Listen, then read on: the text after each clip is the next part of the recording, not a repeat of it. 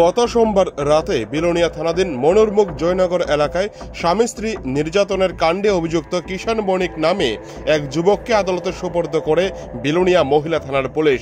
বৃহস্পতিবার দুপুরে অভিযুক্ত যুবককে সোপর্দ করে পুলিশ। আদালত অভিযুক্ত কিষাণ বণিককে 15 দিনের জেল হেফাজতে রাখার নির্দেশ দেন।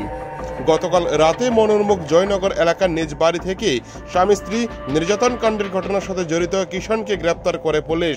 উল্লেখ্য, নিমন্ত্রণ খেয়ে বাড়ি ফেরার পথে সমাজ সচেতনকারী নামধারীদের হাতে নির্মমভাবে নির্যাতনের শিকার স্বামী স্ত্রী। মামলা হলেও হেলদোল ছিল না বিলোনিয়া মহিলা থানা পুলিশের। এই ঘটনা সংবাদ মাধ্যমে প্রকাশিত হতেই নড়েচড়ে বসে বিলোনিয়া মহিলা থানা।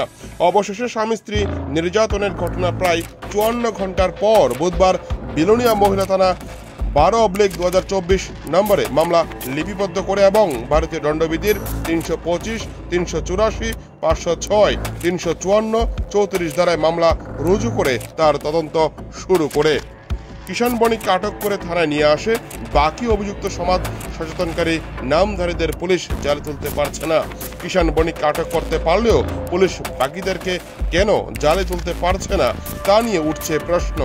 থানা করছি কিন্তু এখনো কোনো শব্দ নাই, এটার মধ্যে কোনো শব্দ নাই, থানার কোনো রেসপন্সে নাই, এখানে কিছু কইতেছে না।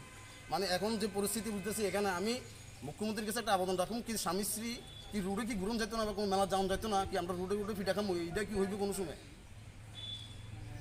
কতজন ধরে মারধর করছেন? 6-7 জন পোলা বানা ছিল, ড্রিঙ্কস করা পোলা ছিল 3-4 জন, আর 2-3 জন ছিল আলাদা।